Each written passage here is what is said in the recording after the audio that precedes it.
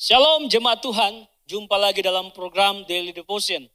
Kali ini kita akan berbicara tentang kasih Allah.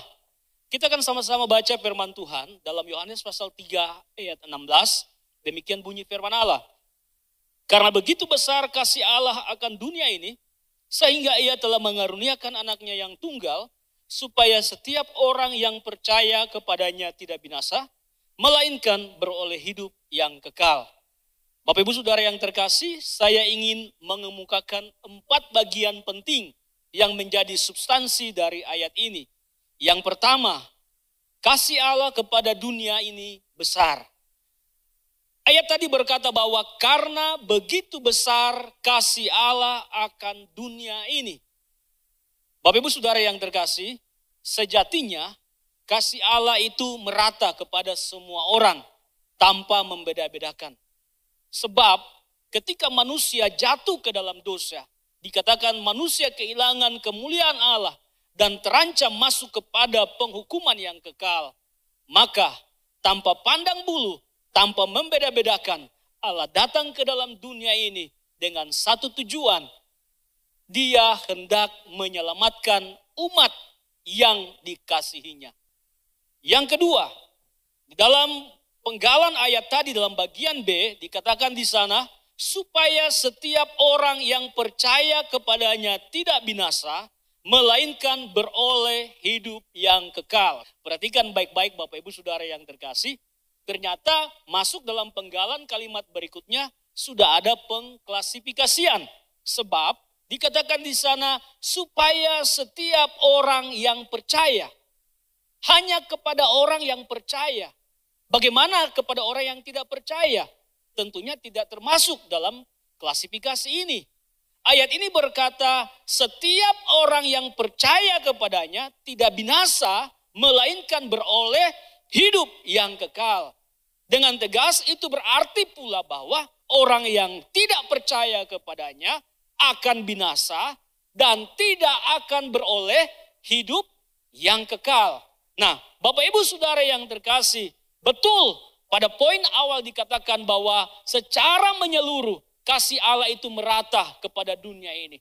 Tetapi berikutnya, kasih itu ternyata hanya akan teraplikasi secara utuh dan menyeluruh kepada mereka yang percaya menerima Dia sebagai Tuhan dan Juru Selamat.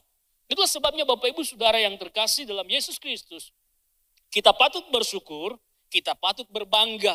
Kalau hari ini saya dan saudara termasuk orang-orang yang menerima Dia sebagai Tuhan dan Juru Selamat. Saya dan saudara termasuk orang-orang yang percaya dan mengakui bahwa keselamatan itu hanya ada dalam Yesus. Karena memang benar menurut Alkitab bahwa kita akan memperoleh bagian yang tidak dapat binasa. Poin yang ketiga, perhatikan baik-baik. Kalimat di sana berkata, supaya setiap orang yang percaya kepadanya. Ada kata percaya. Apa itu percaya dalam poin ini? Saya menggariskan atau saya membuat statement dengan bahasa yang sederhana. Percaya itu berarti mengakui Dia sebagai Tuhan dan Juru Selamat, menerima segala perintahnya, dan melakukan kehendaknya di dalam kehidupan. Sekali lagi, percaya itu berarti mengakui Dia sebagai Tuhan dan Juru Selamat, kemudian kita menerima segala perintahnya, dan setelah itu kita melakukan seluruh kehendaknya di dalam kehidupan. Bapak Ibu Saudara yang terkasih, seringkali banyak orang bilang saya ini orang percaya. Saya sangat percaya kepada Tuhan. Kita adalah kumpulan orang-orang yang percaya. Tetapi sudahkah percaya kita itu memenuhi kualifikasi yang dituliskan atau yang dikehendaki oleh Tuhan? Ada satu contoh dalam kebenaran firman Allah. Dalam Matius pasal yang ke-8 ayat yang ke-8. Firman Tuhan berkata di sana, tetapi jawab perwira itu kepadanya, Tuan, aku tidak layak menerima Tuan di dalam rumahku. Katakan saja sepatah kata, maka hambaku itu akan sembuh. Lihat baik-baik Bapak Ibu Saudara yang terkasih. Dia mengakui bahwa Orang yang ada di hadapannya adalah seorang yang maha agung. Seorang yang luar biasa. Seorang yang dahsyat. Seorang yang bisa melakukan apa saja. Seorang penyelamat.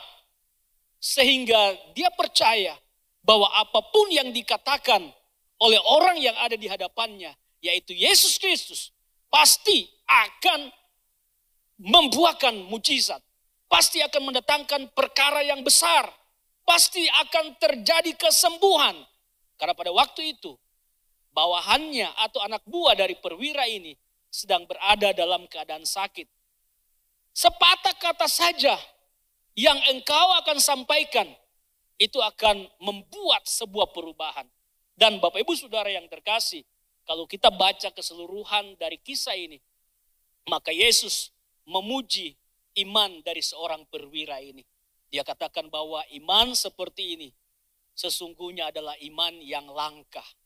Bapak Ibu Saudara yang terkasih dalam Yesus Kristus, sekali lagi kalau kita mengaku bahwa kita adalah orang percaya, sudahkah itu juga berarti bahwa kita mengakui Dia sebagai Tuhan dan Juru Selamat dan hanya Dia satu-satunya?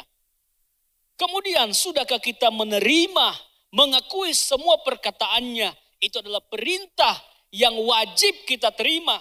Dan kemudian sudahkah kita berusaha untuk melakukan apa yang menjadi kehendaknya dalam kehidupan kita. Poin yang keempat yang saya mau bagikan kepada kita adalah kasih Allah itu kekal. Bapak Ibu Saudara yang terkasih, kasih Allah itu bukan hanya sebatas ketika kita masih ada di dalam dunia ini. Dia menjaga kita, Dia membela kita, Dia menolong kita. Tetapi Bapak Ibu Saudara yang terkasih, sejak semula kerinduan Tuhan adalah untuk menyelamatkan seisi dunia ini. Kerinduan Tuhan adalah untuk membawa umat ciptaannya, umat yang sangat dikasihinya. Alkitab berkata bahwa manusia diciptakan menurut gambar dan rupa Allah. Kita adalah sasaran dari kasih Allah itu. Kita adalah sasaran dari kebaikan-kebaikan Tuhan itu. Alkitab berkata dalam bagian-bagian yang lain, aku pergi menyiapkan tempat sehingga di mana aku berada, di situ pun engkau berada. Dia rindu membawa kita untuk masuk dalam kekekalan. Dia rindu untuk mengumpulkan kita hidup bersama. Dia ingin agar supaya di mana dia berada, di sana pun kita berada. Itulah sebabnya Bapak Ibu Saudara yang terkasih, mari kita tetap bersemangat, mari kita tetap bergairah. Ada upah yang besar, bukan sekedar upah di dalam dunia, tetapi upah yang akan membawa kita kepada kekekalan. Itulah sesungguhnya yang menjadi puncak dari rencana Tuhan, yang menjadi puncak dari visi Allah bagi dunia ini.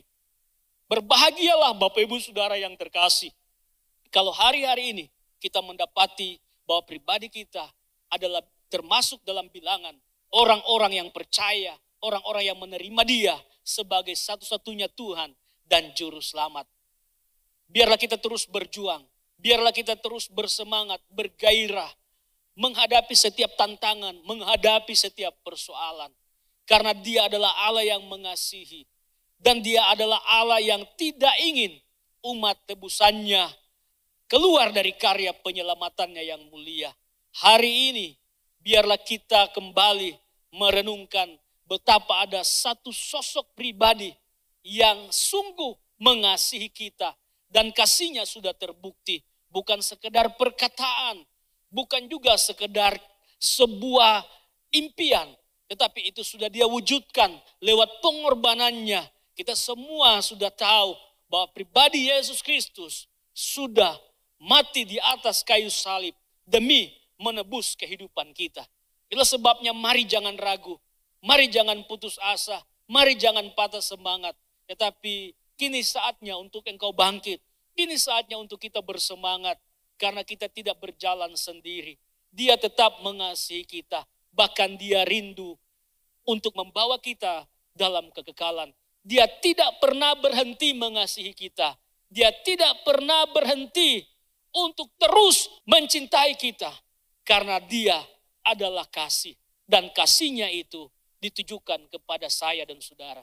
Kita adalah sasaran dari kasih Allah. Demikian renungan kebenaran firman Allah. Mari kita tundukkan kepala, kita berdoa, bersyukur atas pemberitaan firman ini. Kita berdoa. Allah Bapa kekal yang bertata dalam kerajaan surga, terima kasih karena Engkau adalah Allah yang sungguh mengasihi kami. Engkau tidak pernah berhenti mengasihi kami. Bahkan sampai hari ini pun ternyata kasih-Mu tetap ada atas kami. Ajar juga kami Tuhan untuk bisa mengasihi Engkau. Ajar hidup kami Tuhan untuk juga bisa mencintai Engkau. Dimulai dengan mengasihi sesama orang-orang yang ada di sekitar kami. Bahkan siapapun yang ada bersama dengan kami. Karena dengan kami mengasihi orang-orang yang ada bersama dengan kami, yang ada di sekitar kami, maka Engkau memandang kami layak untuk mengasihi Engkau. Kami bisa mengasihi siapapun yang kelihatan. Itu adalah pertanda bahwa kami juga bisa mengasihi Allah yang tidak kelihatan. Bapa di surga, terima kasih atas semua kebaikan-Mu. Kuatkan yang lemah ya Tuhan. Berikan ketetapan hati bagi yang ada dalam kebimbangan. Bahkan bangkitkan semangat bagi setiap mereka yang goyah. Sembuhkan mereka yang sakit ya Tuhan. Angkat setiap kami masuk dalam kemuliaan Allah. Ketika tekanan himpitan mencoba membuat kami terpuruk. Karena Engkau adalah satu-satunya penolong kami. Karena Engkau adalah satu-satunya penyelamat kami. Bagimu kami arahkan setiap doa dan permohonan ini. Kami yakin dan percaya doa kami didengar. Dan bahkan doa kami dijawab. Karena sungguh kami adalah orang-orang yang menjadi sasaran-sasaran dari kasih Allah. Dan kami yakin percaya bahwa indah pada waktunya kami akan melihat kemenangan itu terjadi. Terima kasih Bapa di surga. Terima kasih Tuhan, Engkaulah Allah dan Juru Selamat kami. Maka biarlah pujian, pengagungan, hormat dan kemuliaan hanya tertuju kepadamu Bapa. Di dalam nama Tuhan Yesus Kristus, kami sudah berdoa dan bersyukur. Haleluya. Amin. Baik Bapak Ibu Saudara yang terkasih, sampai jumpa dalam Daily Devotion berikutnya. Selamat beraktivitas. Tuhan Yesus memberkati kita. Amin.